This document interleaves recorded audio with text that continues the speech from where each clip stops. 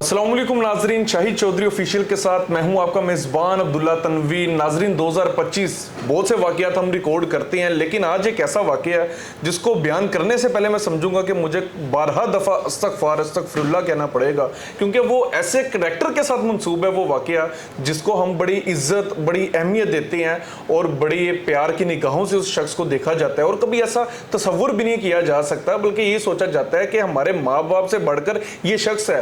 नाजरीन, ये वाक़या जो है ये बेसिकली हाफजाबाद के नवाही इलाका कोट कलियांवाला में पेश आता है, जहां दादा जो है वो पोती के साथ जिना बिल जबर करता है और एक माह तक करता रहता है। जब पोती से पूछा जाता है कि कब तक आपके दादा बू आपके साथ कर रहे थे, तो वो कहती है कि मुझे मारा करते थे, धमकियां दिया करते थे और 1 महीने से मेरे साथ कर रहे थे। नाजरीन, ये जो वाक़या मैं समझता हूँ इंसानियत के मुंह पे जोरदार तमाचा है, ना ज़मीन फटी ना आसमान गिरा, और ये वाक़या 1 महीने तक होता रहा। दादा जो था उसका नाम यूसुफ बताया जा रहा है, और ये जो FIR दर्ज करवाई गई है, ये दादे के जो बेटे हैं, यानी कि उनका जो बेटा है उनका नाम गालबन जो है वो जैगम रशीद बताया जा रहा है, बल्कि मुद्दई हैं इस केस के। उन्होंने लिखा है कि 1 माह से मेरा जो बाप था वो मेरी बेटी 18 साल किरण बीबी के साथ नाजेबा हरकत कर रहा था। 1 माह से जिना बिल जबर वो उसके साथ कर रहा था, और उसके बाद उसको डराता था, धमकियां देता था, जो कि मुझे बड़ी नागवार दिख रही थी। और मुझे मेरे रिश्तेदार कह रहे थे कि आप इस चीज़ पे चुप हो जाओ, खामोश हो जाओ, ये केस ना करवाओ। लेकिन वो कह रहा था कि फिर भी मुझे ये केस करवाना पड़ा, क्योंकि मुझे सुकून नहीं आ पा रहा था कि मेरा सगा वालिद अपनी ही पोती के साथ इस तरह की हरकत कैसे कर सकते हैं, इसके पीछे की क्या मुहरकत है, हमारा मुआशरा किस राह चल पड़ा है। अब क्या इज्जत की निगाहों से देखे जाने वाले अफराद पर भी हम ट्रस्ट नहीं कर सकते? जानेंगे senior crime analyst Shahid Chaudhary साहब से। अस्सलाम वालेकुम सर। वालेकुम अस्सलाम सर, कैसे हैं आप? अल्लाह का शुक्र। सर, सिंपल सा पहला सवाल होगा, दादा एक बड़ी इज्जत और अहमियत की निगाहों से देखा जाता है। इवन मैं आज भी अपने दादा बू को बड़ा मैं मिस करता हूँ, बड़ा याद करते हैं, उनकी यादें आती हैं, हम रो पड़ते हैं। लेकिन आजकल के दौर में अगर दादा ये कदम उठा देगा, क्या हम इसको भी दादा कह सकते हैं ऐसे शख्स को? यार अब्दुल्ला, सबसे पहले तो मैं कहूँगा एदी भैन नूं एहो जे बंदे दी भैन दी एहो जे पुत्रां दे टोटे कर देने चाहिए ने। यार मैं भी तो एक दादा हूँ, मेरा जो दिल है ना मेरी पोती के लिए इस तरह धड़कता है, शायद अपने बच्चों के लिए मैं धड़कता हो। मैंने देखा है। बाकी इस तरह के ये जो जिस दादे की बात आप कर रहे हैं ना, एदी भैन ना मैं ये बच्चा है, ये किसी माँ का पुत्र है, एदी भैन दी बच्चे दी। ये इतना बेगैरत आदमी है यार, इस बंदे ने इस रिश्ते को भी नहीं छोड़ा। लाख दी लानत के बच्चे का जमने के ऊपर ना। यार अब मैं प्रोग्राम में क्या करूं, मुझे समझ नहीं आ रही। मैं गालियां निकाल कर हर जगह आपके बीप टूं यार टूं लग जानी है, तो क्या करूं मुझे ये बताओ। यहाँ पे क्या इसके लिए क्या लफ्ज़ इस्तेमाल करूं मुझे बताओ। फिर तुम्हें टूं की पड़ गई है, फिर ना करो ऐसे प्रोग्राम। सर मेरे तो जो यार टूं लगा लेगा, मैं कैसे, मुझे ये बताओ इसके लिए इस दादे के लिए लफ्ज़ कहाँ से लेके आऊँ, मुझे ये बताओ। मेरे पास तो जो था मैंने निकाल दिया।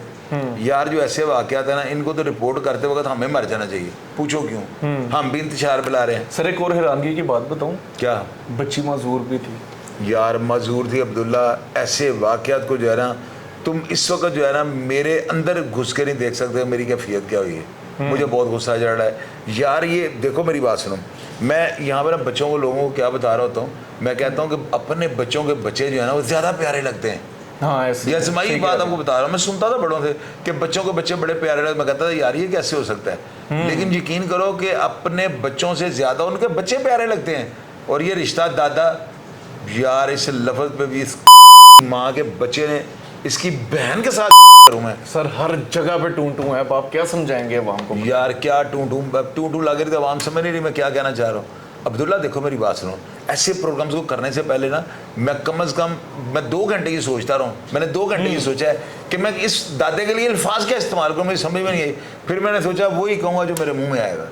तभी टू लगी तो मैं इसका क्या। सर, आप भी दादा बू हैं, ग्रैंड फादर हैं, क्या फीलिंग्स होती हैं अपने पोते पोती को देख के? अब्दुल्ला, ये जो प्रोग्राम है ना, ये बस इसको ख़त्म कर दो। उसकी वजह पूछो क्या है, ये बेकार हो जाएगा मेरे से, मेरी बर्दाश्त से काम बाहर हो रहा है। बस इसको एंड करो, ख़त्म करो। इसके साथ क्या सलूक पेश किया जाना चाहिए बता दें? यार इसके साथ ना, अगर हमारे अदारे गैरतमंद है ना, तो इसको जो है ना CTD के जो है ना FIR दर्ज होनी चाहिए कि इसको साथी छुड़ाने हैं। बस ये कहते हैं दादा है, बुजुर्ग है, बूढ़ा है, खत्म करो प्रोग्राम, बस खत्म करो, बस मैंने कह दिया ना, खत्म करो। आखिरी हिस्सा ही यही है, मार देना कोई चाहिए। हिस्सा नहीं, बस खत्म करो प्रोग्राम, खत्म करो। सर मैंने इतना बोल दिया। गुस्सा सर, बैंड करो।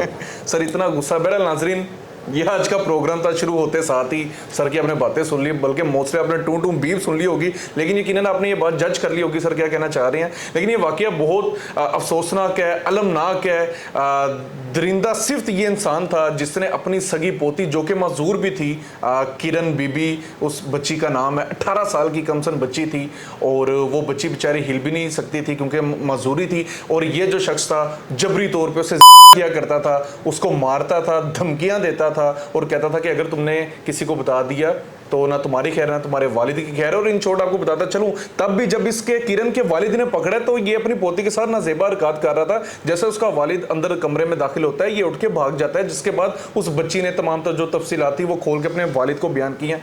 आप क्या समझते हैं इस तरह के कैरेक्टर्स के बारे में, आप क्या कहना चाहेंगे? अब एक तरफ लफ्ज भी दादा आ जाता है, बड़ा हम रिस्पेक्टफुली उस नाम को पुकारते हैं, दूसरी तरफ ऐसा कैरेक्टर लफ्ज दादा के साथ जब मनसूब कर दिया जाए, क्या कहना चाहेंगे? हम क्या करेंगे? प्रोग्राम आपने ही कमेंट सेक्शन पे बताना है। इसी के साथ अपने मेज़बान अब्दुल्ला तनवीर को इजाज़त दीजिए। अल्लाह निगहबान।